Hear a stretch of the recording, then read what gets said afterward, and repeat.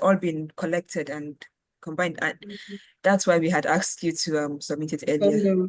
Okay, Yeah. so I will my speech will not how do I put it, not necessarily align with each of the slides. So I would expect you use discretion to know the level I'm at, and then you move to that particular slide. That's what I'm Okay. asking. Oh, okay. Vinay, our marketing manager, would be the one handling the slides, and I hope you heard that. So you can use discretion to like move on to the next slide as she's speaking, as our lovely speaker is speaking. I'm happy to say thank you. If I nod. Oh, the thanks is all ours, and you can really. just change it. Yeah, that's fine. I'm similar to you with regards to this, the slides as well. Yeah, the thanks is all ours. Honestly, we are really, really honored that you all with your wonderful expertise, you took the time out to speak to us.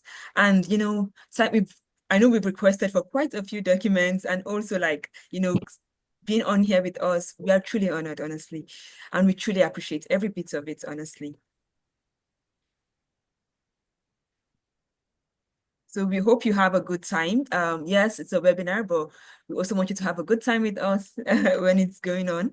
We have a couple of conversations to go through. So I hope you enjoy it really at the end of the day. Yeah. Just to let you know, because I've got that health and safety area, haven't I? I've got a few props. Yes, you have a question on health and safety. Yeah. So I've got a few props. Oh, okay. And a few more props. Okay. So I can just talk that through, okay? We love it. What I said earlier. We love it. We love it. We love it. Love the props, honestly. That's truly helpful, because it will help people have a representation and know what it's like to take the health and safety measures. You know, it's really a good thing you're doing that with the props. Okay.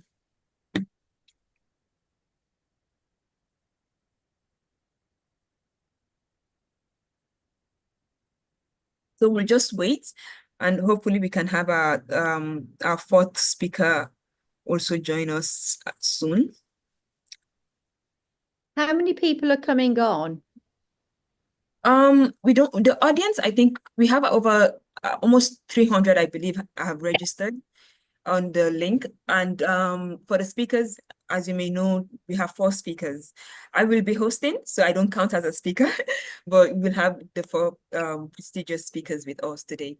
But for the audience, I'm not really sure what exact number we can expect to be on here on Zoom, because we'll have audience joining us from Instagram, LinkedIn, YouTube, and other platforms.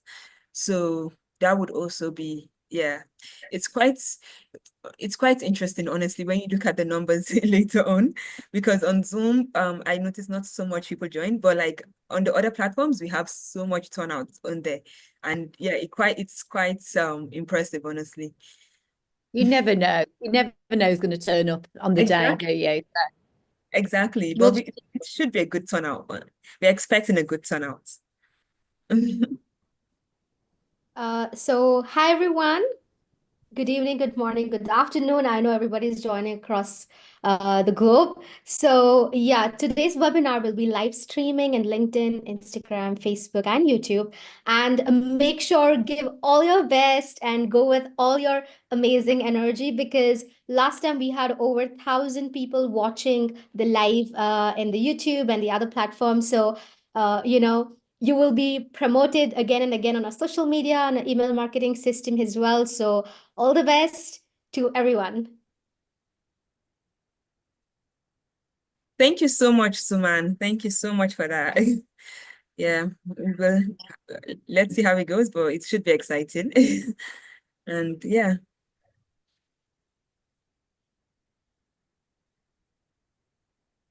We still don't have our 4th speaker. Okay. Yes, so Asma, if I may, Namrata has been in the waiting room. So if someone can please let her in. Vinay, please, because Vinay has the host. I People don't see anybody in the waiting room. She mentioned she's here. Now she's Okay, here. she's here. Hello, Namrata. We are so happy you've been able to join. Sorry for the delay. But yeah, we're glad we now have you here with us. Absolutely. I was actually waiting in the waiting room for the last 5 minutes. Oh my God, I'm so sorry about that. No problem, no problem. Hi, everyone. Nice to meet you and looking forward to today. Yeah.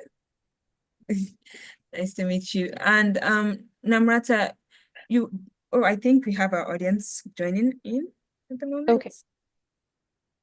Well, yes, so the speakers would have, while you're speaking, you would have the video on, as you know, and yeah, it's muted before it's your turn to join. But yeah, now that we have our audiences joining, we'll just wait 2 more minutes and we'll get started with the webinar.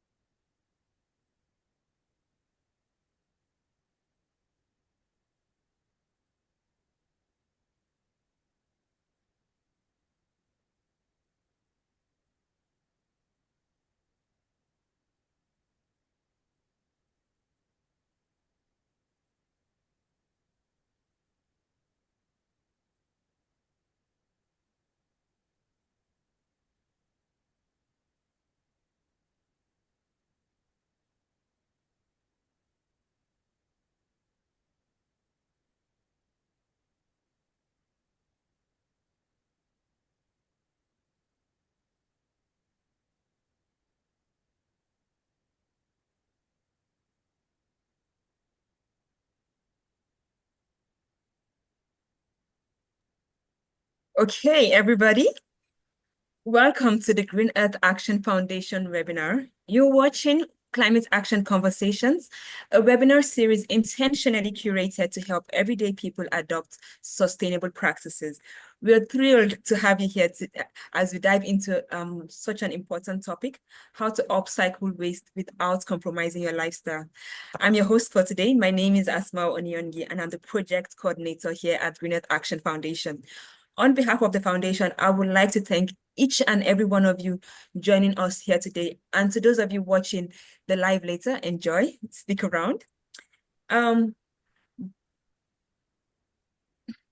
Green Earth Action Foundation, it's a Switzerland-based foundation founded in 2023.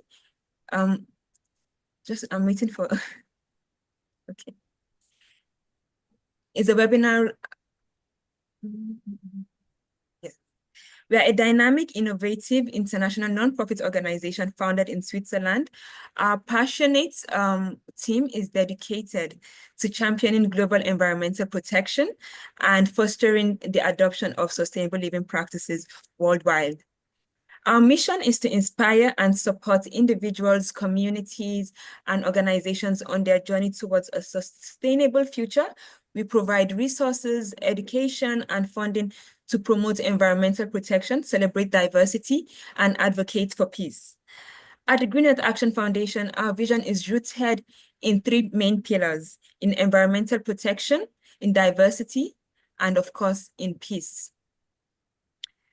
We are dedicated to raising global awareness about environmental protection by increasing public understanding of environmental issues, inspire community engagement, and promote sustainable practices. And with diversity preservation, which is a multifaceted concept that encompasses the biological diversity, cultural diversity, and diversity of thoughts. It is integral for us to build a more resilient, inclusive, and sustainable world.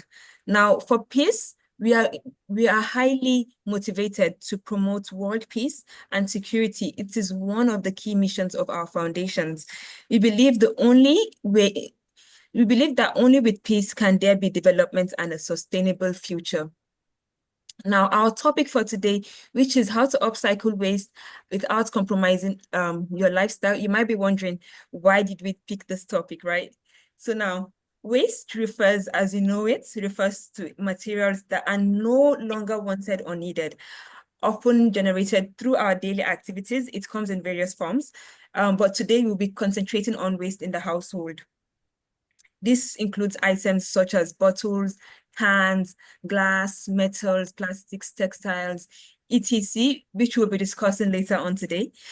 But a quick fun fact, did you know each year, on average, 1,500 pounds of waste per person goes into a landfill? That's 1,500 pounds for each human being, and we have about 8 billion people in the world. So if you can do the numbers, I'm sure you can imagine how incredible like it is. It's a big problem currently in our environment, and that's why we have chosen to highlight it today. According to the World Bank Group, poorly managed waste is contaminating the world's oceans, clogging drains, and causing flooding, transmitting diseases, increasing respiratory problems from burning, harming animals that consume waste unknowingly, and affects economic development such as tourism. So I'm sure you can see how this huge problem intersects with all across the life of human beings. Now, you might be wondering what type of waste we encounter. They can be categorized into several groups. We have the organic waste, the hazardous waste, solid waste, liquid waste, and of course the household waste, which is our highlight of today. Now, before we move on, I would like to discuss with you 4 key strategies we can adopt to manage our waste effectively. First of all, we can start out by reducing the amount of waste we generate in the first place. So start from scratch, reduce the waste you are building. Secondly, recycling as much as possible to give materials a new life. And 3, transforming waste in an environmentally safe manner. And of course, finally, continuing safe landfills, because at the end of the day, we will recycle, but unfortunately, some waste will end up in landfills that cannot be reused and recycled. And it's important for us to manage this. For some of you who might be new to upcycling, you might be wondering the difference between upcycling and recycling. Now, recycling is the process of converting waste materials back into raw materials before they can be used to create new products. So this would usually involve an industrial process. On the other hand, upcycling is all about creativity. It involves repurposing waste materials into high quality items or products with a completely new purpose. It's basically giving life to trash, taking trash to treasure, giving it a new purpose, instead of throwing it away, which is actually what we're trying to minimize. Today, we'll explore these concepts further and discuss practical steps you can take to manage your household waste effectively. Now, before we get started with our speakers, we will do a quick recap of our event earlier this week in Geneva, which will be presented by Green Earth Action Foundation's very own project manager, Baptistel Paldino. Over to you, Baptistel. Thank you, Asma. Good morning, good afternoon, or even good evening to everyone. Very nice to see you all today here for our webinar. And thank you, Asma, for the very kind and comprehensive introduction. So as you mentioned, before we dive into today's discussion, we can take a moment to revisit the highlights of our recent event in Geneva, which was truly a memorable and impactful experience. And I would like to highlight as a project manager that it really underscored the power of collecting action in fields such as the one of upcycling. So earlier this week, we hosted a vibrant pop-up event at the University of Geneva, which has been a real hub of inspiration and collaboration. We were very glad to have more than 250 people that visited our booth. They were all engaging in conversation about waste reduction, sustainable living, or the importance of upcycling. So I can definitely tell you, as someone who was part of the pop-up, that the enthusiasm for the topic was clear, and participants from all backgrounds are really showing great interest in upcycling and in all the possibilities that this topic is offering. And we also had the privilege of having with us two amazing experts, local experts from Geneva. We had Mrs. Elisa Erny, who is the founder of the Swiss Upcycling Association, and she shared her creative approach to turning waste into valuable resources. And she also showed us everyday items and artworks that are made using upcycling techniques. And people were extremely surprised to see how easy sometimes it can be to just not waste something, but to transform it into something that is very useful. You can see here on the slide, we had a bag. We also had a bottle that is now used to be a soap dispenser. We had all these little items that were really concretely showing people that upcycling is there. And we also had with us Mr. Joël Velas, who is the founder of the and Upcycling Expo. So it's basically the first international upcycling Geneva-based festival. So it's a very important event. And he also showed us that some object that you would have probably wasted could have been transformed into items with just a bit of innovation and creativity. So they all greatly encourage us to be part of the upcycling movement. And more than this, I think the most important is that the event really served as a bridge between students, sustainability advocates, and professionals. It fostered valuable collaboration, and we all hope that this will grow into a long-term partnership and will really help to put the topic in front of the scene for everyone. And it's also nice because our visitors not only just listen, but they engage, they ask challenging questions, they contributed with their own ideas. And I hope this is what is going to also happen today during our webinar. So let's say that in Geneva, we set the scene to reimagine, reduce, and reuse together. And we will just continue this today. We're all looking very much forward to hear your presentation. Thank you to all our esteemed speakers to be here with us today. And I give the floor back to my colleague Asma. Thank you so much, Baptiste, for such a wonderful presentation. So as you can probably tell, we have a lot of offline events coming up. And please, if you're watching, subscribe to our social media platforms to stay in touch. We would love to have you anytime, not only on our online events, also on our offline ones, because we have so much in store. We are planning so much, and it's all very exciting. Now, moving forward, I will go on to allow our speakers to present. They will be discussing their businesses in upcycling, key impacts their products and the key impacts they've made. This would allow, because a big part of our foundation is also to promote partnerships within the climate action ecosphere. First, we'll be starting off with Bilkisu Garba. Bilkisu is the founder and managing director of the Upcycle Architect. She has created over 6,892 eco-friendly products. She has empowered more than 2,125 people through upcycling courses. She won the Best Social Enterprise Award in 2021 from the Holloway Foundation, and she has received an award of recognition by the African Cleanup Initiative in 2023. As you can see, she's very well knowledgeable and very well versed. So we are We are very, very we appreciate so much that you are here with us today, and I hope you guys enjoy.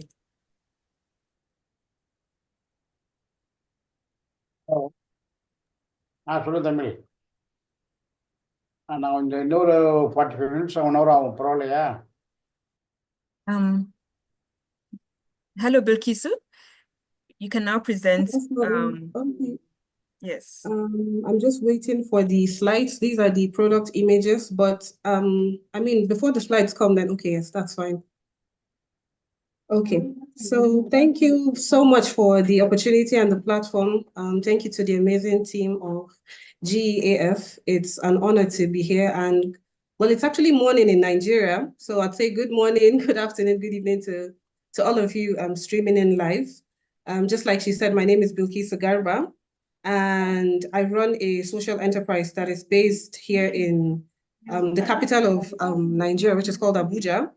It's a social enterprise called the Upcycle Architect, and we've been in the business of upcycling for about 7 years. And what we primarily do is we upcycle, repurpose, scrap items that people would generally classify as waste and junk into functional, sturdy, and more sustainable products with emphasis on interior spaces. So it's actually we started the Upcycle like this. It's a collection of 2 of us, myself and my partner, and we're actually architects. So I'm sure that one of the reasons why Tupa is called the Upcycle Architect, and another reason why we do what we do is because of our background in architecture. Most of our products, like I said, are interior-based products, and they're sourced primarily from construction sites, solid waste, and also from household waste. So you would find us using wood of course, pallets from shipping containers. You would find us using waste bottles, specifically glass bottles. You would also find us using things like fabric offcuts, and we fuse them in multiple ways to create really nice products for interior spaces. And we also do exterior products, but emphasis today would be more on our interior project. And just like you can see on the screens, we do a lot of things, but our core area, our key mission is tied down to 4 things. First is products. We make products, just like I said. The second is we have an academy, just like Asmao said during the introduction, where we teach and train people on multiple courses that are related to, sustainability and upcycling. And we also, just hold on the slides a little bit, please. And we also are very big on, advocacy, community services. So we have a growing community. If you would like to join, please do let us know. We have a growing community where we teach people, we try to enlighten people of like minds. And so there's like a ripple effect, because Nigeria is a very diverse country, and a lot of people do not really know what upcycling is about. People practice upcycling indirectly, but they don't even know, they don't have like a technical or formal knowledge of what it is and what the potentials are. So we've had a little bit of setback, and that's also one of the reasons why we started the academy. So people get to learn, and they have like they get to see practical ways in which you can transform items that people will classify as waste and junk into multiple projects. And if you've ever been, you can stop here for now. If you've ever been a student of the Upcycle Architect Academy, we always try to push people to be able to utilize their own generated scrap products to make things. So we teach them, we let them learn, and then they use their own creativity and initiative to make products. And we've had a lot of success stories of people that have done phenomenal jobs. I wish I could showcase some of their pages for you to see, but I mean, it's fine. So upcycling on its own, oh my goodness. Before this slide, please, you could just go back a bit. So upcycling, I like to define upcycling as giving waste items a second chance to life. That's what I love to do. And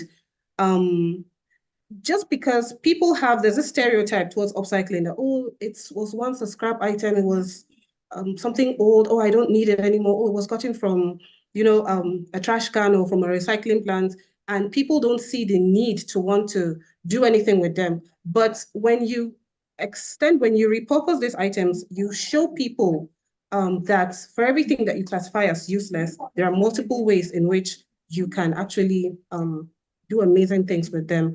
Okay, since we're on this slide, let me just show you how practical ways you can upcycle. You could turn scrap items and waste items into functional products. Before I start, like I said, we do multiple things, but most of our emphasis over these 7 years, sorry, the slide before this, please. Over the course of these 7 years have been focused on interior spaces and interior products. One of our showstoppers, okay, so one of our okay, so we're on the theory of change then, let me just go on. So there's a concept that we follow in the Upcycle Architect, and that is a concept of theory of change. What do we do? Now, the first step is, as Nigerians, when people buy our products, oh my goodness, when people buy our products and they take our classes, you're enlightening and empowering more Nigerians to be aware of the concept of sustainability and upcycling.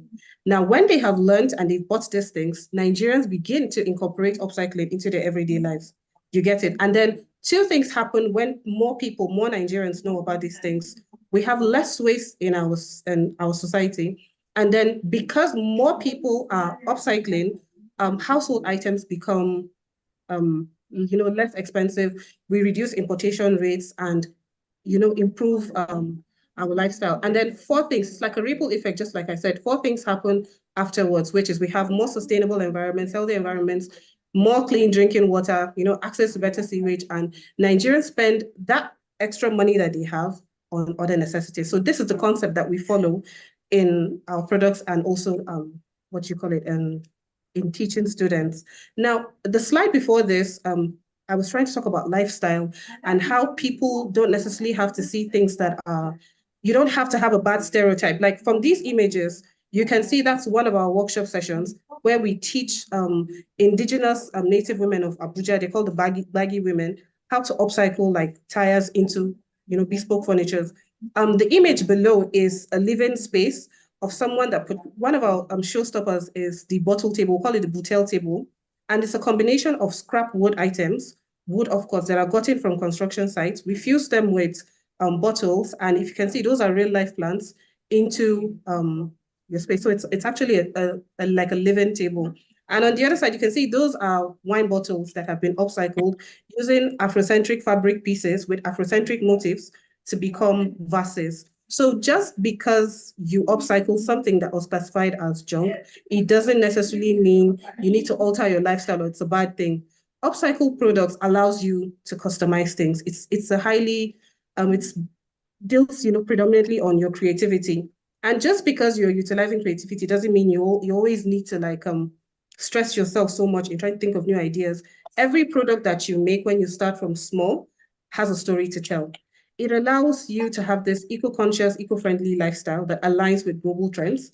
And, it's a more sustainable alternative. We always have this, deliberations where we're talking with people that recycle and they're like, oh no, recycling is better, upcycling is better. They are all efficient and sustainable practices. It just depends on what you're doing at that moment. It's something everyone should, do at the same time. It has great potentials, yes, to be, like I said, we've been in the business of upcycling for about 7 years. And for me personally, and so many people that have upcycled, they say upcycling is therapeutic, and yes, upcycled items are always showstoppers because personally, this is from a personal experience. When you make one product, even if you're making something similar with the same exact materials, there's a very high chance that the next product will be a little slightly different from what you did before. So there's that concept of upcycle product being bespoke and, showstoppers. So yes, the possibilities are endless and I don't really know how much time I have left, but just because you upcycle, it does not necessarily mean you need to compromise anything at all that you do. It needs to be tagged as tacky and all that. So these are just like examples of some of our products. Like I said, we primarily use solid waste items and household items. That over on the left-hand side is the butel table with real life plants. And that in the middle is actually a tire table and also with fabric scrap pieces. And the other one on the right-hand side, those are 2 trays. We call them the melange trays. They have been our best sellers and they are from scrap wood items that wood, of course, bought from construction sites that we, manually hand paints into trays. Yes, eco-conscious trays. They're very sturdy. And I think there's a slide after this that shows a few of our, okay, yeah. So on the left-hand side is also another, image of the Boutel table in a different form. These are upcycled upcycled bottles, scrap wine bottles. And last year I embarked on a personal quest, which was to upcycle 1,000 glass bottles. And I was successful to be able to, I think I was able to upcycle about 1,017 glass bottles into planters and vases. So those are just some possibilities. I wish you can quickly go back to a couple of slides that had to do with source stitch. This is before this. So next week, which is on the 3rd of December, we have actually been working on a project, and it's called Source Stitch by Tupa. Now, Source Stitch by Tupa, I wish you could just go back a little bit. Source Stitch by Tupa is an initiative where we're trying to showcase to Nigerians another creative way in which we can ditch single-use plastic bags. So they are, it's like a lifestyle, funky kind of bags. So far, we've produced quite a number of them, about 30 bags, but we haven't showcased them yet because we want to officially unveil them next week. And the idea, exactly, yes, here. The idea of Source Stitch by Tupa is, it's a fusion of scrap denim pieces and what we call Ankara. We call them, Ankara fabrics. So they're off-cuts, scrap denim off-cuts. I know we have a couple of experts that are into denim here. I would love to hear from you, but it's just something, it's like an experiment just to show people how to ditch single-use plastic bags and how to, have reusable bags that they, like for students, for people that go for shopping, multiple. We have, like I said, we have about 30 designs, and hopefully on 3rd, which is I think next week, Tuesday, we'll be officially launching them. And it's just like another way to show you that, okay, yes, just because it's something that seemingly seems like scrap, but there are multiple ways that you can do it. And the idea behind this is for every item, for every Source Stitch bag that we sell, we have a mission to train 30 indigenous women of a community in Abuja called Kobwa. So we have 30 women that we want to empower. So from every sale of these bags, we want to have like a session through the academy that teaches these women how to upcycle scrap fabric pieces into reusable bags. So please, we're open to support in every form, collaborations, partnerships in making this vision come true. So I think the last part of my presentation is a construction site. Like I said, we're architects. So we had a construction site that was, their footprint, general overall footprint of the site was like really high. And we proposed a solution for just one aspect of it. And they had like so many granite offcuts. And we suggested that we could repurpose, because they had actually paid for trucks to take them to like dump sites and landfills in Abuja here. We suggested that we could actually repurpose those granite offcuts into floor finishes. So it took us about 6 months to collect, sort, cut, clean those scrap granite pieces into functional floor finishes. And from the images here, I have a video to accompany that, but I'm not really sure of time. But you can go ahead, yes, and play the video. And we were able to reduce that site's footprint in multiple ways. We were able to save the client's funds from taking out for transportation, and for also because he wanted to put asphalt on the site, which was going to increase the site's temperature. And there was just a lot going on. So because of this suggestion, we were able to reduce cost of labor, the overall temperature of the site, and site clearance, purchase of new materials. And it turned out to really be nice. And 80% of the waste granites that was generated was repurposed into this floor finish. So you can go ahead and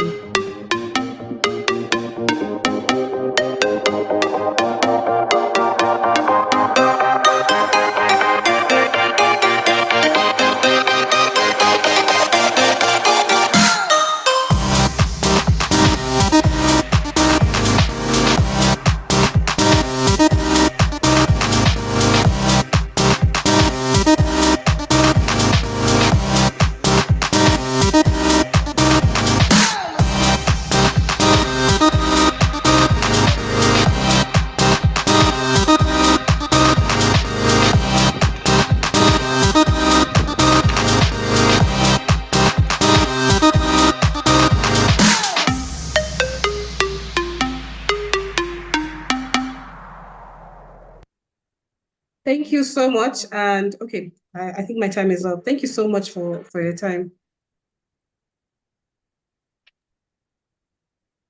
That was such a lovely presentation. Thank you so much, Bilkisu. It was so nice hearing about your products and how you turn. I particularly thought it was very interesting how you turned wine bottles into tables.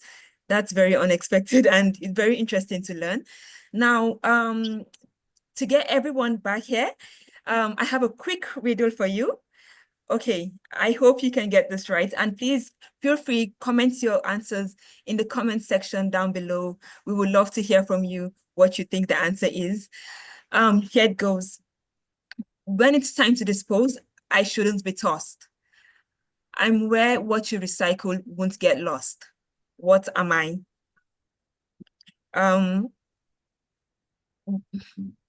One more time. When it's time to dispose, I shouldn't be tossed. I'm where what you recycle won't get lost. What am I? Please comment in the chat box below. We would love to hear from you. No, not plastic, not waste either. I'm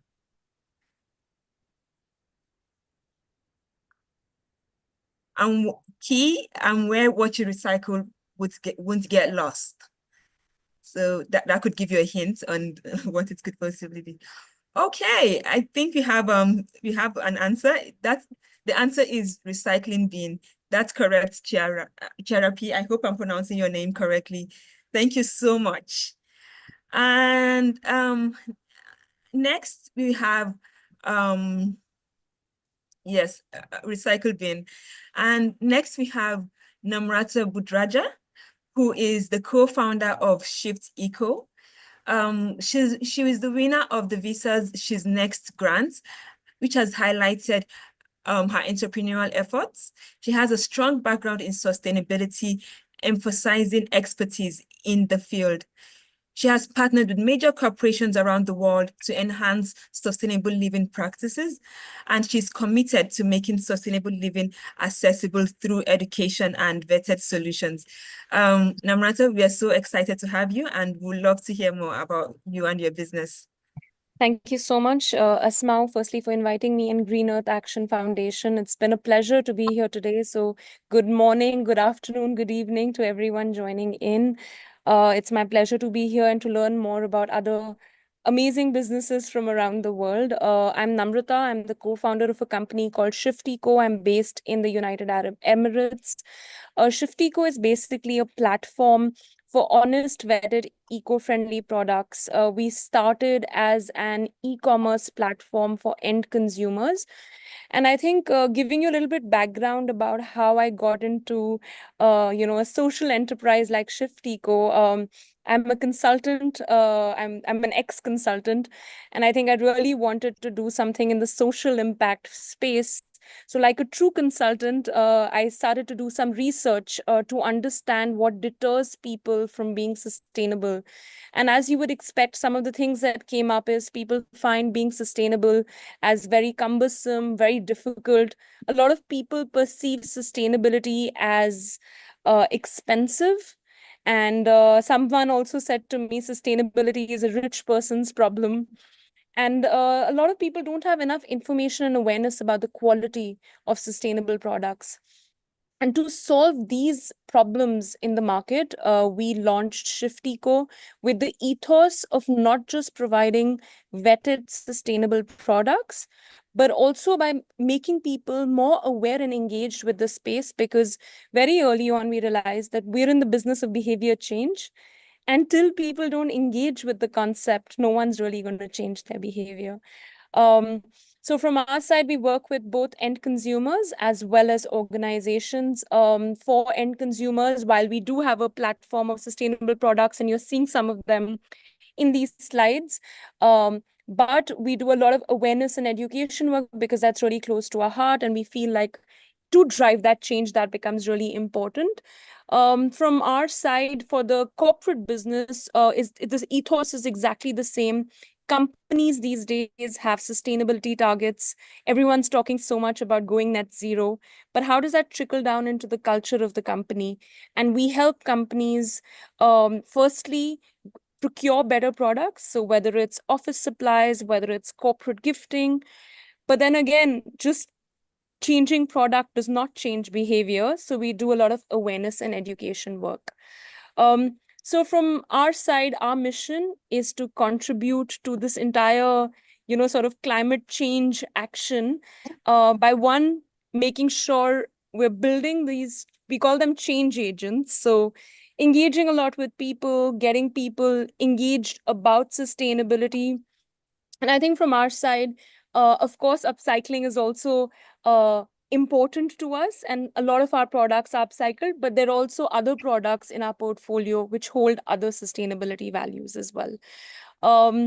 And I think from our side, as starting a sustainability company, there have been different barriers that has come up when we were starting Shift Eco. Things like educating the market. So while we talk about education and awareness, people are very interested in sustainability, but it takes time to build that engagement with it. So I think from us, we see a lot of traction. I can't say so much about other parts of the world, but in the Middle East, in the UAE, given we had COP28 last year, and we have COP29 that just finished in Baku. There's just so much of engagement with this space. You see companies really engaging with sustainability.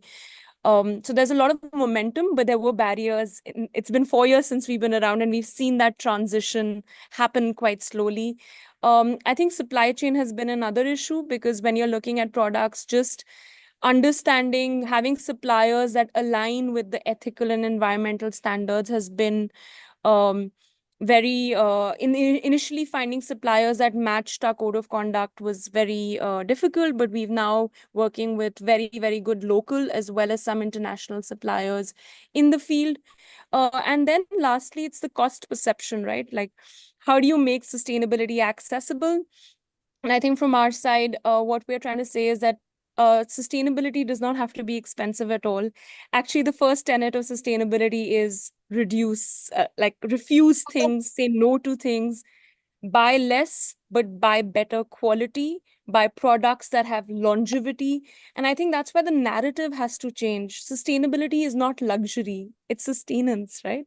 And I think that's why these dialogues, and thank you, Green Earth Action Foundation, for hosting this dialogue, because it's so imperative for more of these conversations to happen so that more of these myths can break.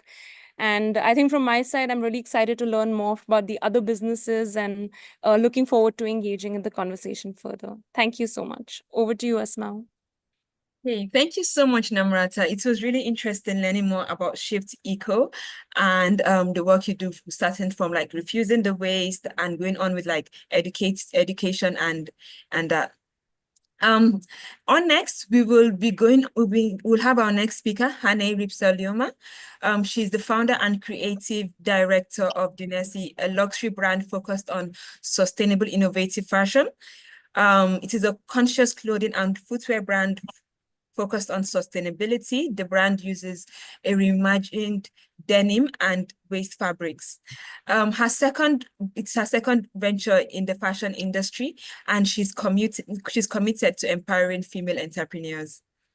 Hannah, would like to have you. Hi.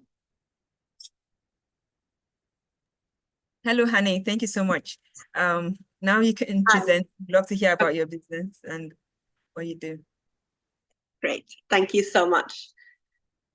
I am very, very happy and honored to be part of this webinar. Thank you for having me. Checking if you can hear me. Yes, we can. Yes. We can hear okay, you. Perfect. Yeah. Wasn't sure. So yes, my name is Hanne. I am the founder of Dunesi, this upcycled denim brand. I am originally from Finland, but have lived in the UK and US before moving to Dubai with my husband 17 years ago. So the UAE is second home, and my two kids were born here, and this is where I launched Dunesi.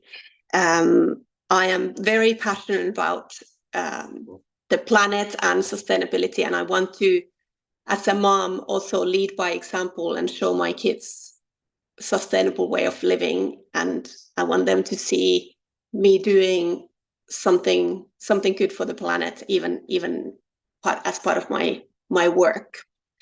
So Dunesi was born from my passion for denim. I'm a denim lover, but I do not like what producing denim does to our planet. As probably everybody knows, denim is a very thirsty fabric. The production of cotton and then the dyeing of the denim uses a lot of water. Actually, just to make one pair of jeans uses about 7,000 to 10,000 liters of water, which is enough for one person to shower for a month.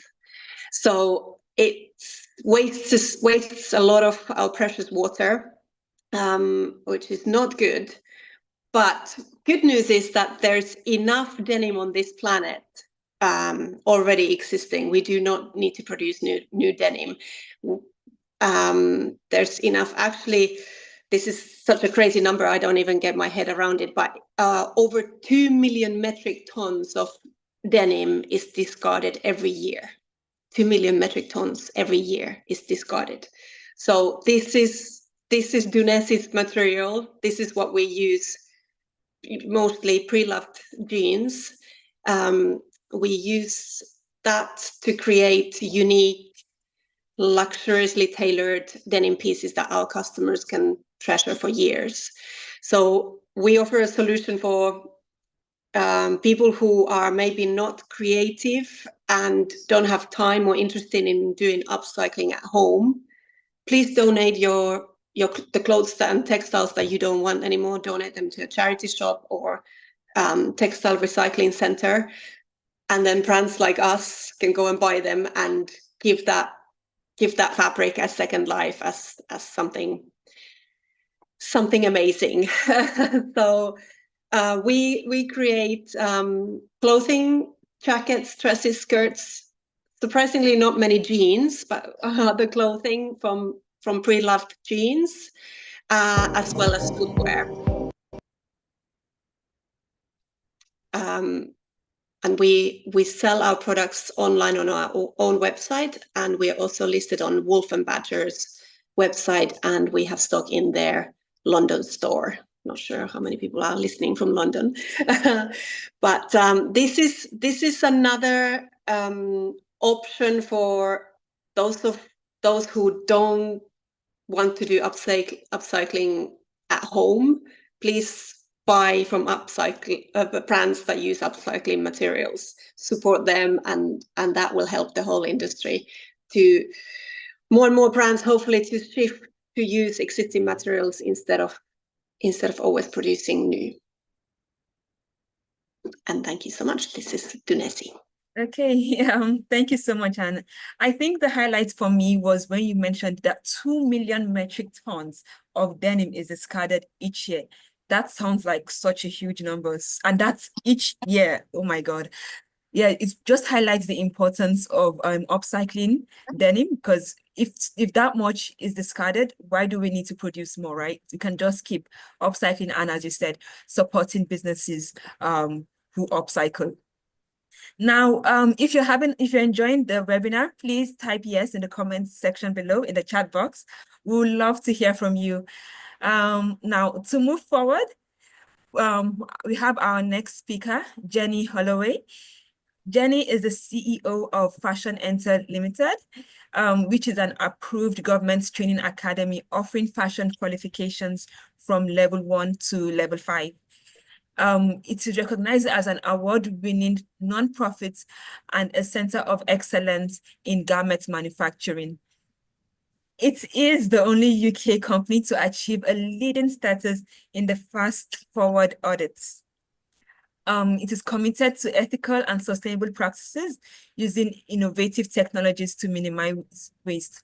Jenny, we are really honored to have you here with us today in this webinar, and you can now take the floor by presenting.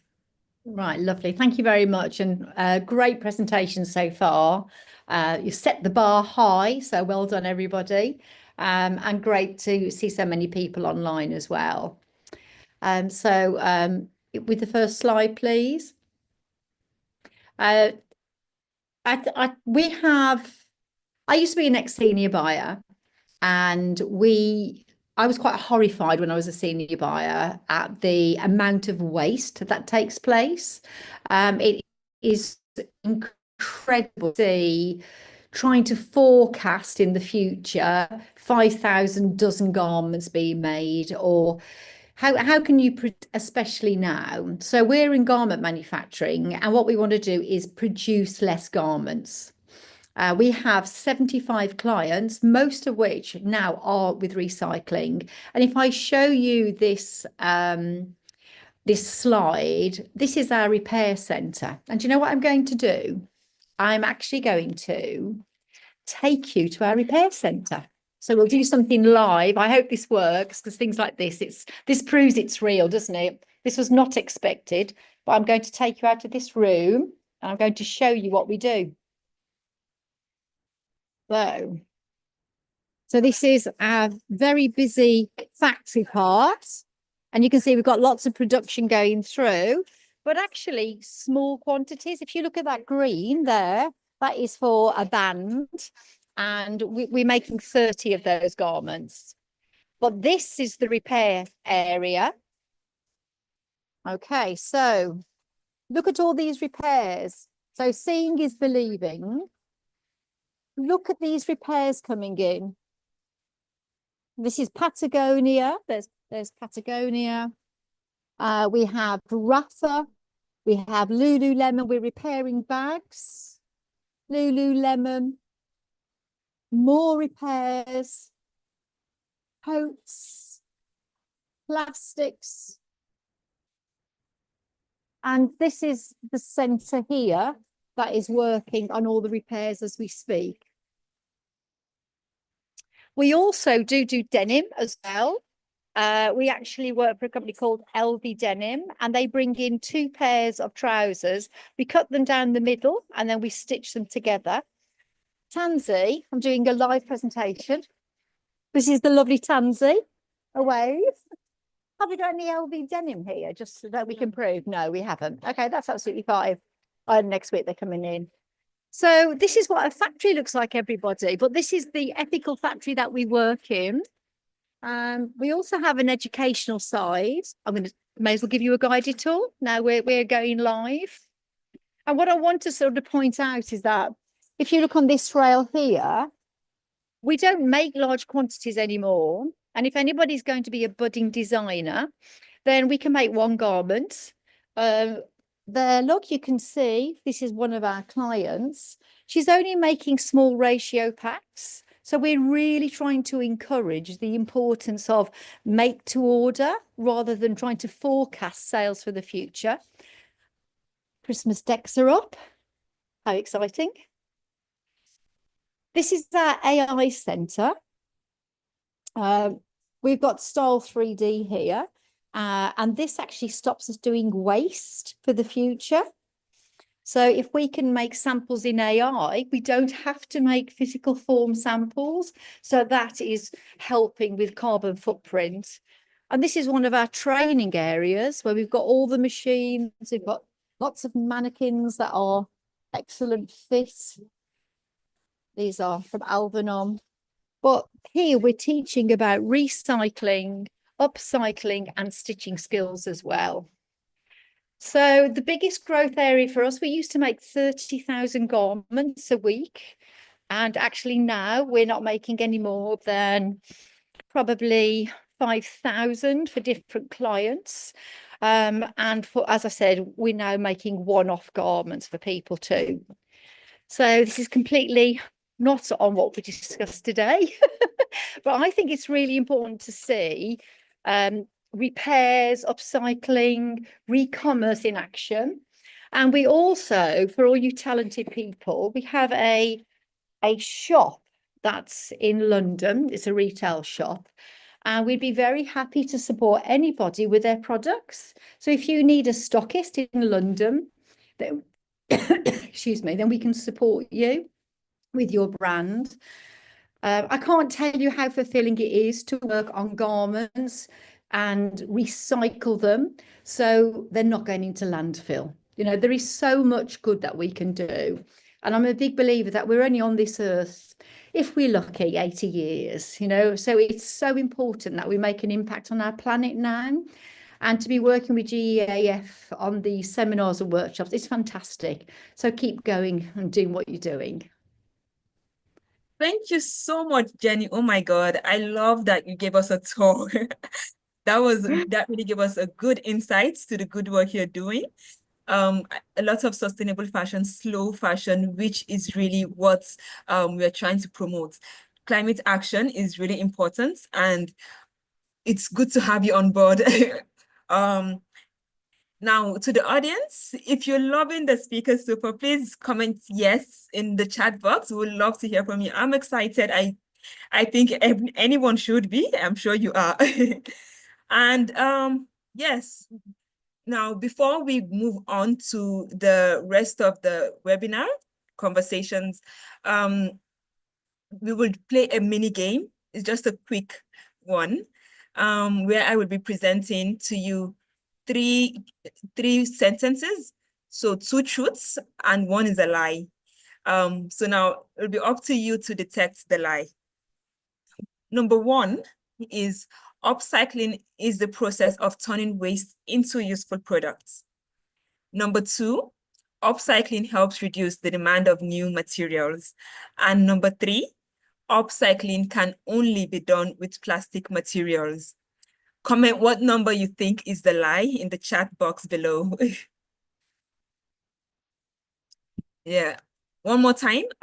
Option 1 is upcycling is the process of turning waste into useful products. 2, upcycling helps reduce the demand for new materials. And 3, upcycling can only be done with plastic materials. Yes, yes. Thanks to those in the comment section. I can see a lot of you got it right. The lie is option 3. Upcycling can only be done with plastic materials. This is not true. As we've seen so far, it can be done with various types of materials, from glass to denim to garments and so much more. Now, to go forward, we will move on to the conversations section of the webinar, where we would have each of our speakers engaging in a conversation about upcycling and how you don't have to compromise your lifestyle. Now, my first question is to you, Bilkisu. Why is upcycling important to you?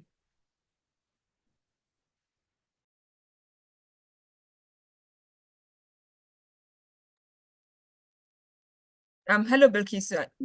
Yes, I don't know. Can you please repeat the question? Yes. The question is, why is upcycling important to you? Oh, for multiple reasons. One of the first reasons is because I know I'm, contributing, I'm helping to promote the concept of sustainability and environmental sustainability. It's important to me because it helps, like I said, it gives waste items, scrap items, a second chance to life. You make really creative. It taps into that, inner creativity of everyone. And it's like I said, it's also therapeutic. I love upcycling for multiple reasons. You see things that seemingly seem useless, and then you give so much value to them. It means a lot to me, actually, for multiple reasons. I definitely agree with you. Giving life to what we might consider trash is really what's important, instead of making them end up in landfills. Now, my next question would be to Namrata Budhraja. What are the most common types of waste that people overlook as upcycling opportunities? Right. So I think we've had Bilkisu, we've had Jenny talk about so many of such options, but I think textiles is a big one.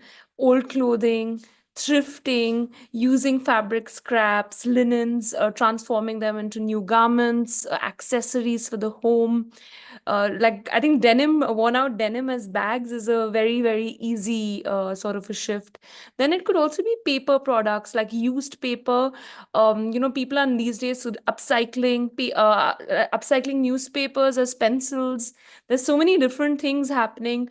And I think there's also a lot of creativity that you can do where you can engage your children.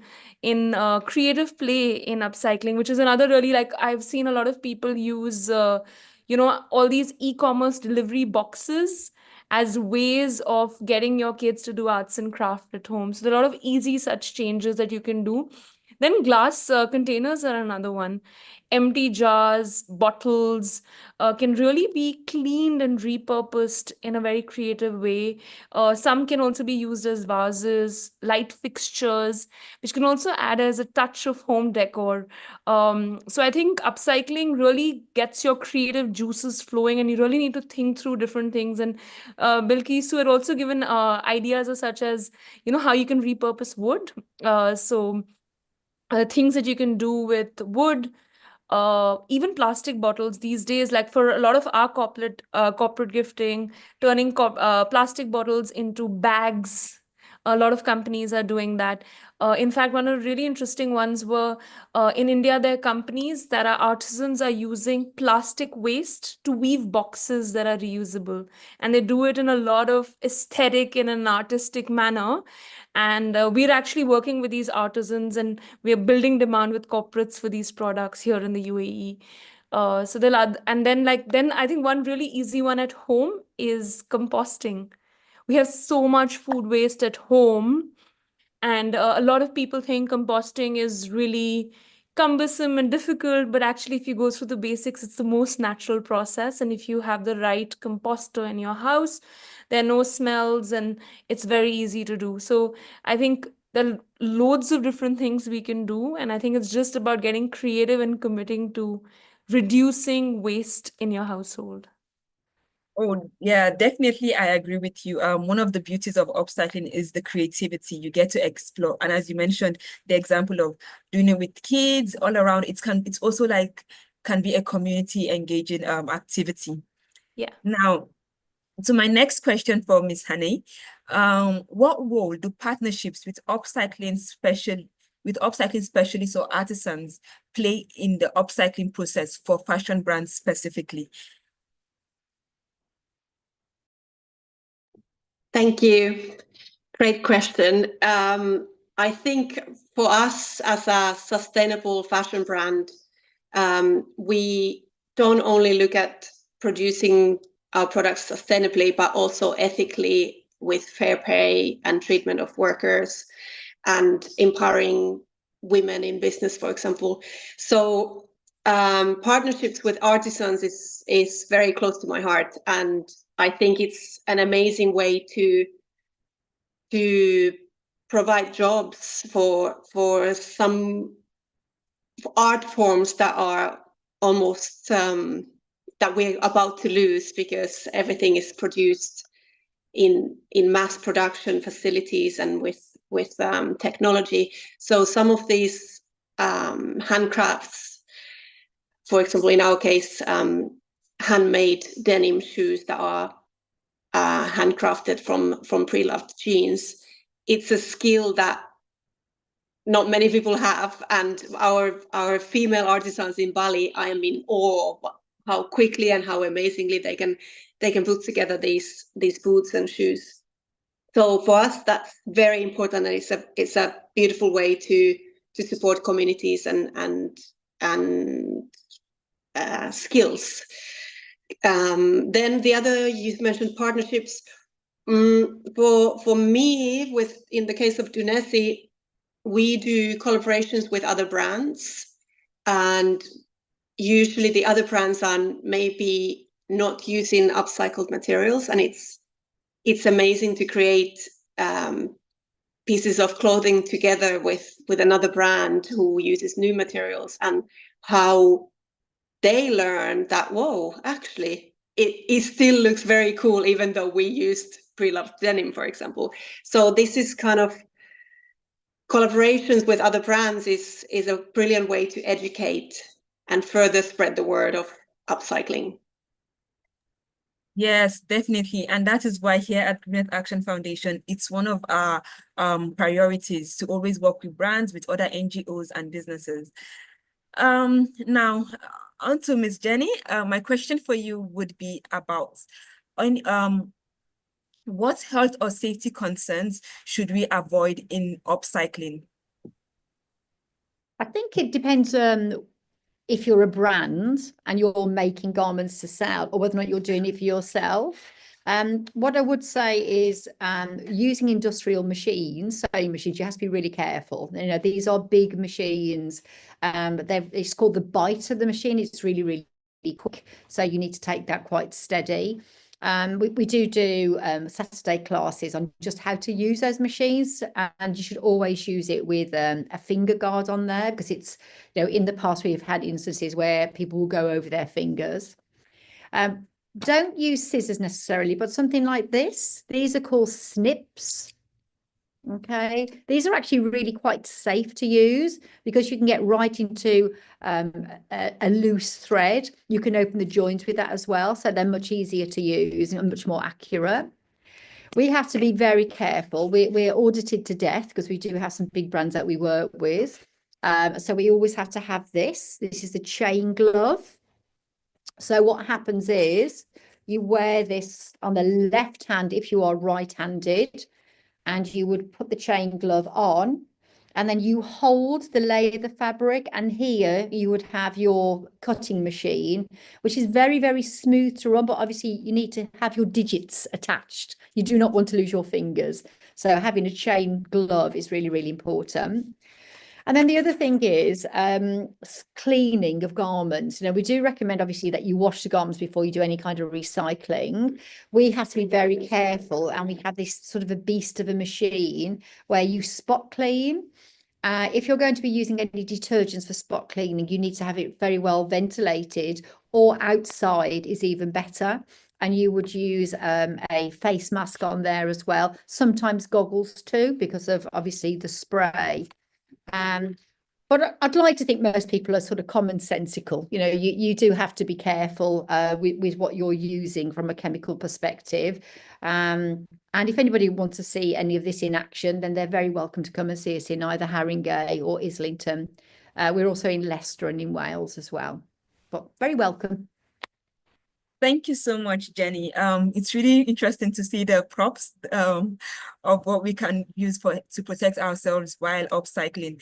For those of you in the audience, if you have any answers to the questions, feel free to comment in the chat box.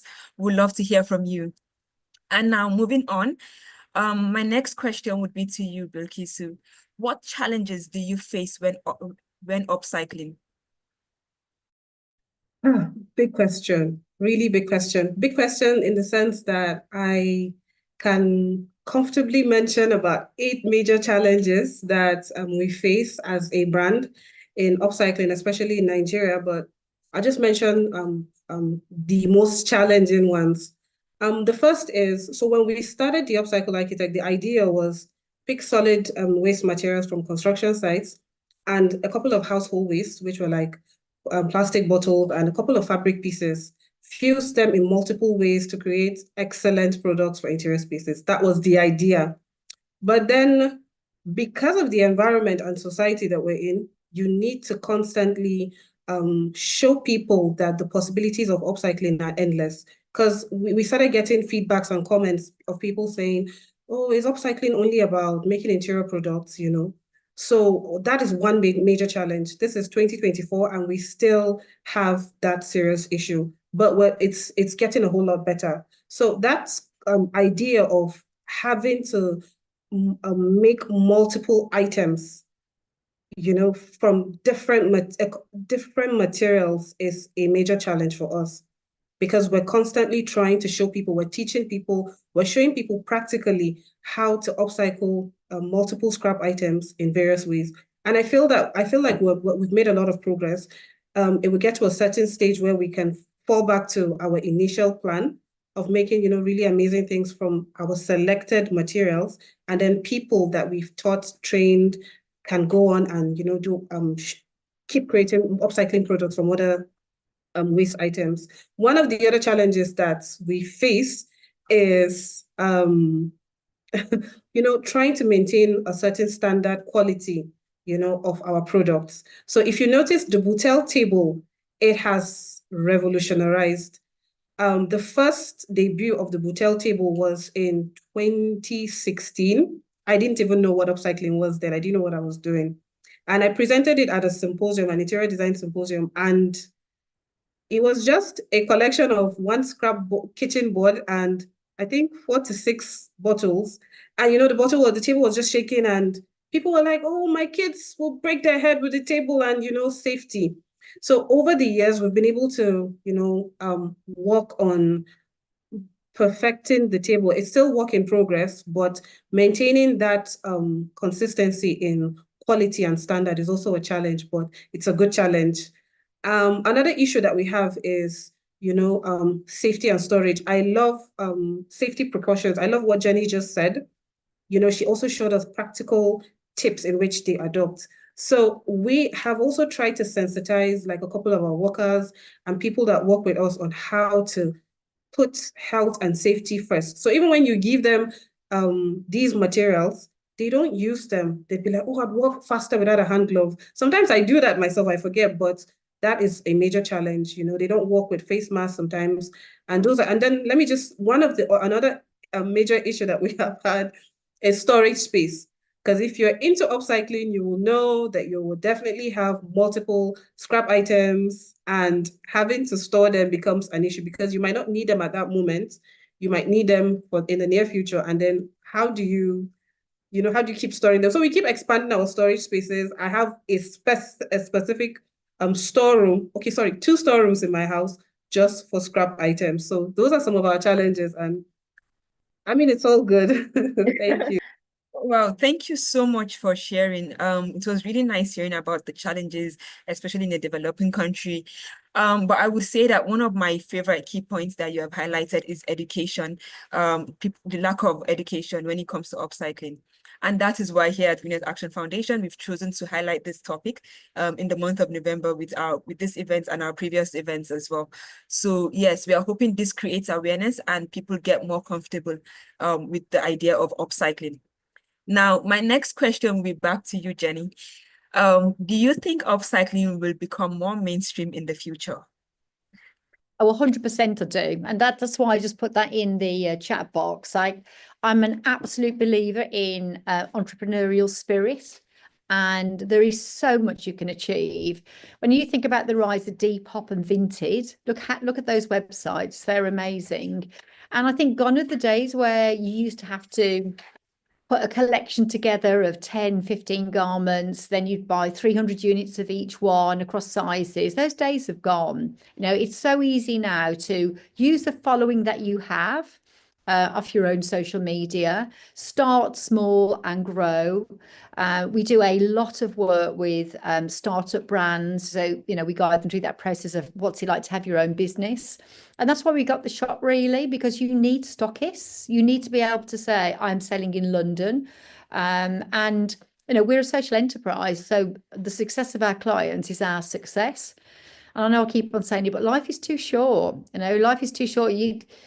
I had a mother actually that was very, very poorly all of her life. And I used to think she could have all the money in the world and she would not be happy. It is how you are inside, and all these guest speakers, you're all trying to do something that's for the good of the planet. I think we should give ourselves a clap.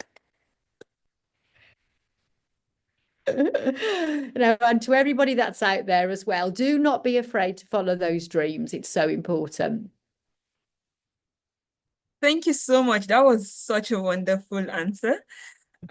Yes, it's so exciting to have all these speakers here, various backgrounds, but very, very prestigious. Next, my question will be to you, Hanne. How can brands better educate consumers about the environmental and social benefits of upcycling? Thank you for that question. I'm going to answer something a little bit controversial. Let's not educate customers.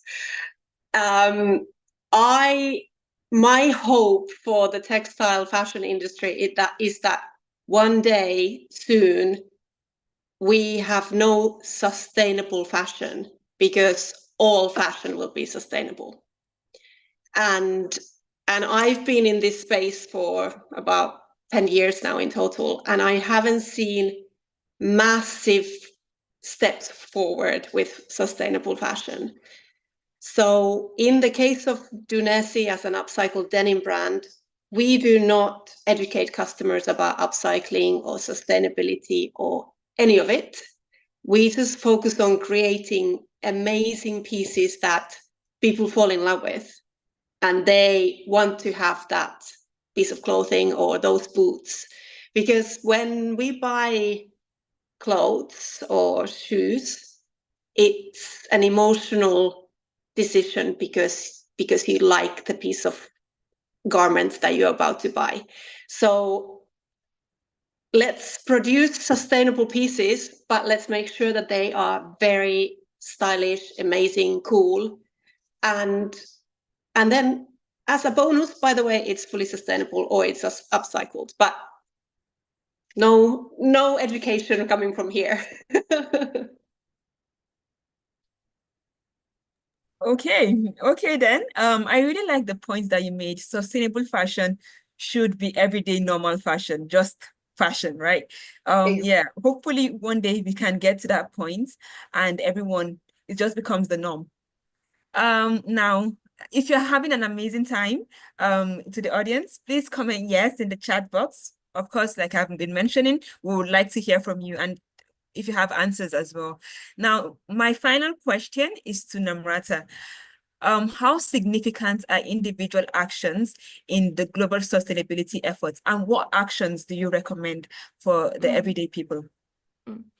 So I think, firstly, a lot of times we as end consumers think that we don't play a role. I've done multiple sessions and workshops, and a lot of people say, it's just me. Even if I act responsibly, how much of a change can that make? And I think that's where we're wrong. If all of us start saying that, there's going to be no change. So what we need to focus on is making significant cumulative impact. And Shiftyco's tagline is small shifts, big impact. You don't need to change everything around. Start making small changes in your daily lifestyle that will go a long way. So I think from our individual actions, we do a lot of workshops on what we can do personally to not contribute to this climate crisis. What we eat, right? Food we eat. Are we eating too much red meat? Are we consuming too much? The brands we are associating with, what kind of values do those brands have? Because we are consumers, we are developing the demand for products. If we demand products from companies and businesses that are ethical, that use sustainable materials, then hopefully fashion will all be sustainable, Hanne. But I think it's a journey, right? It's a journey, and I think it comes from people starting to ask questions about where are their products coming from, what are they being made of, what happens after the product's life cycle is over. What is the life cycle of the product? So I think there's a lot of significant cumulative impact. And I think let's think of it in terms of numbers, right? And let's think of it in energy. If 1 in 10 households globally replace a regular bulb with an LED bulb, which is more efficient, it could reduce 13 million tons of CO2. Right? So if you just think of the stats, cumulative action is massive, and it's something that we really need to propagate and understand. We all have a role to play in it. And the way you behave, you impact your network, whether it's your friends, whether it's your family, whether it's acquaintances. So the ripple effect of every action that you take has impact. And I think we all need to start driving this demand for sustainable practices and start driving this demand for better products, better companies, and yeah, it'll make all the difference. Thank you so much, Namrata. Yes, I agree with you. The change begins with everyone as an individual. It doesn't have to be so big. Just start in your own little steps. And I'm sure with this webinar, you might have learned a thing or two about how to become more sustainable with upcycling. Now, we would like to have questions from the audience. Please comment your questions so we can ask the our lovely speakers here. Yeah, please, we're welcoming questions right now. I'm waiting. Yeah. But once again, I would like to thank the speakers on behalf of Green Earth Action Foundation. We are beyond privileged to have you here with us today. Yes, now I can see we have a question coming in. How do you balance the demands for modern trendy designs with the commitment to use reimagined waste fabrics in your collections? This is for Jenny or Hanne. Jenny, would you like to take Definitely, it's about style. I think it's about your style. That's what's really important. And I'm finding at the moment that there aren't really any core trends. You know, what I can think back to when I used to be a buyer and I was a senior buyer. We used to have trend boards for colors, for fabrics, for patterns, for prints, for silhouettes. And what we find now with our 75 young designers, they have a theme. You know, it might be about fit, for example. You know, they want to make sure that their fabric that they select is fitting all body shapes, and then they will perfect their garments, and then they will use recycled fabrics as a result of that. So I think it's like you said, start small, develop wisely, but I think you only have to look at the rise of vintage and Depop to know that people are buying thrift now. Yes, definitely. I agree with you, Jenny. Hanne, would you like to contribute to that? Yeah, I think, well, exactly what Jenny was also saying, like, also as a brand, we try to, if there is a trend going on, we try to kind of stay away a little bit and more produce something that is more timeless, more seasonless, something that the customer can really wear and rewear for seasons and for years, and also then to produce something modern and trendy or luxurious. This is the challenge that I love using upcycled denim. That it's my responsibility, me and my team, to make sure that although the material that we use is pre-loved, we need to make it look like it's new.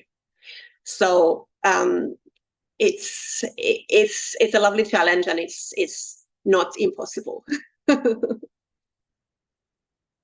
We can definitely see from your work that it's definitely not impossible. Okay, so we have another question here from Emilia Sar. I hope I'm pronouncing your name correctly. And the question goes, are there some ideas or strategies on how to motivate people? I mostly speak of the ones that do not have a creative spirit. Would there be a way to initiate them to this noble action and make them appreciate it? For our lovely speakers, if you would like to take that, you can just unmute your mic and you can take it. So I think I'll answer that question. I think if people are not creative, I think they'll need simpler tasks, and we'll have to make it simpler for them. So I'll give you an example. One of my corporate clients has a lot of waste. They're a real estate client, so they have a lot of construction waste. And what they wanted to do was they wanted to engage their employees who were not so motivated, in upcycling.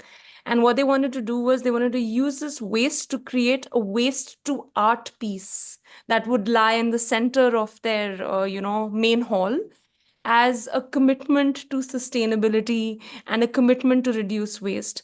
So I think making this piece, they broke it down into simpler actions for the employees. And they had a consultant come on board who actually guided them through the entire process. And because the employees were involved in it, and it was simple for them to be involved in it, it was a very engaging activity for them, and they thoroughly, engaged with the entire concept from waste to art and the whole upcycling. So I think simple, small actions, it doesn't have to be complicated and big. And even if you aren't creative, you can then kind of, participate in this whole upcycling thing. That's true. Even if you're not creative, you can definitely be a part of the upcycling movement. To our lovely speakers, would anyone like to contribute to that point? Yes, I would like to just add something a little to what Namrata said. So this is also speaking from a personal perspective.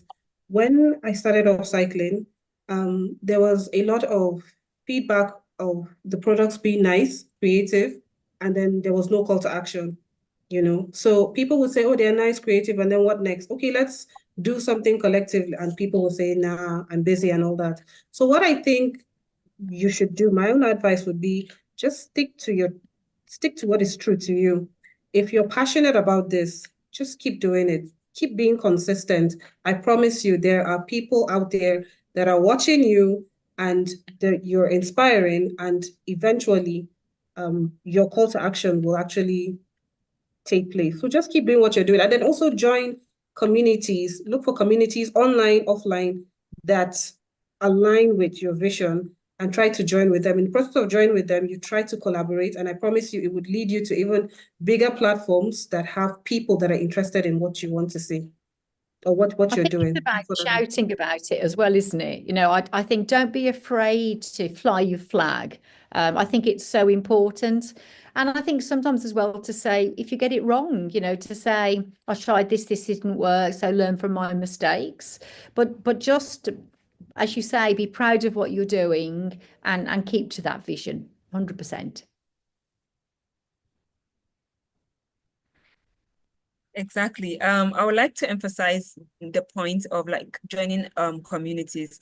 So you can, by following us on Green Earth Action Foundation, it's also we have a community of like-minded people who are all interested in sustainable practices. And that way you can become more sustainable yourself and you wouldn't feel left out. Now there's a question directed to Namrata. First, it says, great job with Shift Eco. Just wanted to know how procurement for corporates has been a challenge. What I sometimes see is that the unsustainable products are much cheaper and more likely to be chosen to cut cost. How would you deal with this as Shift Eco's co-founder, or have you dealt with this problem? Yeah. No, thank you for that question, Anushna. I think it's a very critical question. So I think from your side, you're absolutely right. Traditional procurement departments, when they get multiple quotes, they only look at the cheapest quote. No one's looking at the quality of the product. No one's looking at the sustainability values of the product.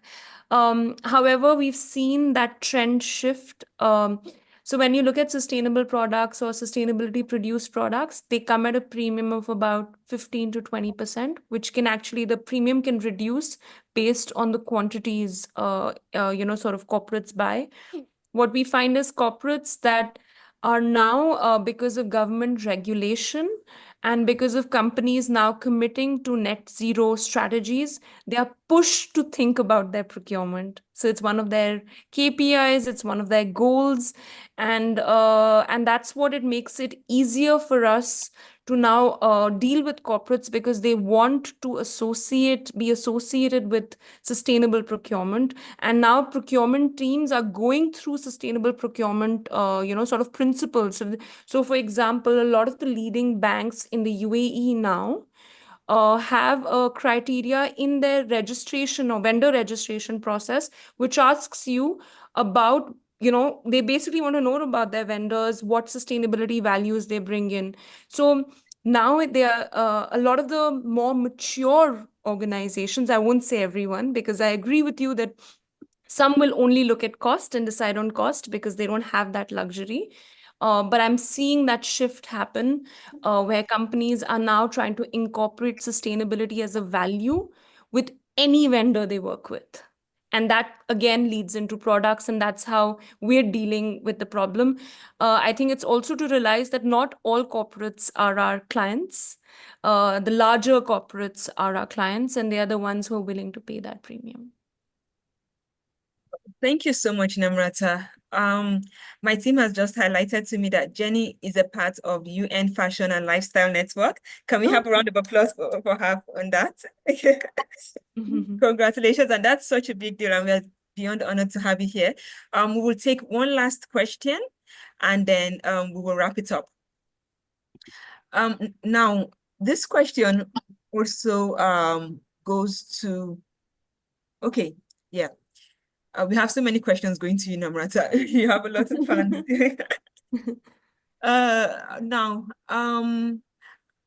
But anyway, it says, what advice do you have for individuals or companies looking to transition to more sustainable practices? I guess this kind of answered this, you've already kind of answered Kind of this. answered, yeah. Exactly. So we wouldn't need to go over that. And next, we also have Sumana, who has asked, how do we make sustainable practices the cool thing? I hear folks around me talk a lot about it, but when it comes to their behaviors, they don't seem to be incorporating such practices across their lifestyles. I believe that we as a society forced on peer pressure to live a maximalist life. I agree with you, Sumana, and we've kind of covered this earlier, but if any of our speakers would like to discuss more about this topic, please feel free to unmute your mic and we can chat.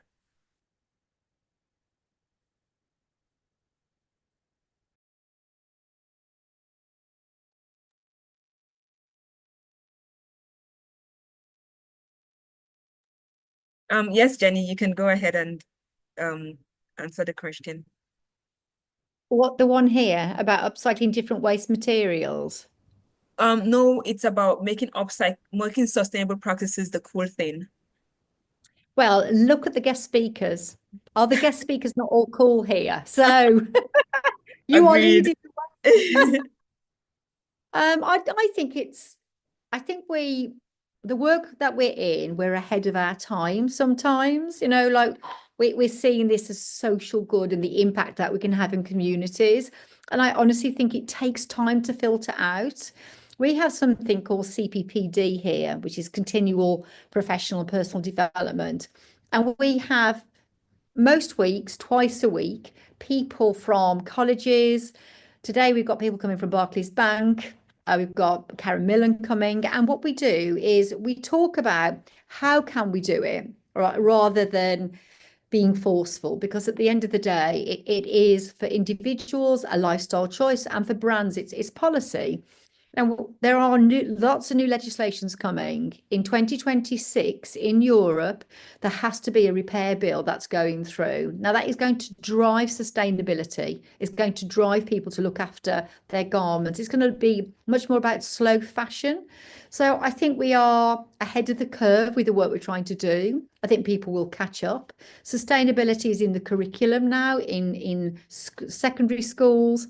Even in nurseries, there's a nursery called LEYF, and they have sustainable practices at nursery. So, for example, they've got wooden toys rather than plastic toys.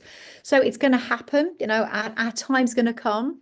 I think there are times when we all can find business really difficult, and you just think it's an uphill struggle sometimes, especially when, you know, there's been so much happening globally in the world, but you have to carry on. You know, you have to see those rays of sunshine, and eventually you'll realize that you are the new cool, because people are now incorporating what you're doing. Exactly. Slow fashion is starting to trend. Be a part of the trendsetters and shop sustainably and become and upcycle more often. Now we're going to wrap up. This comes to the end of our webinar. Thank you so much to our speakers. We loved having you. We enjoyed the conversation. Please type yes in the chat box below if you enjoyed the conversation as well, just as much as I did. Don't miss out on our future webinars and our offline events. We have a couple of offline events that we're preparing in Switzerland and a couple in Dubai as well. It's going to be really exciting, really going to be fun, and you do not want to miss out, I promise you. Follow us on social media. We are at Green Earth Action Foundation on Instagram, LinkedIn, Facebook, and across different platforms. And stay tuned for exclusive content. Thank you very much, everyone. Thanks so much. Thank you as well. Thank you. Thank you very much. Much for having us.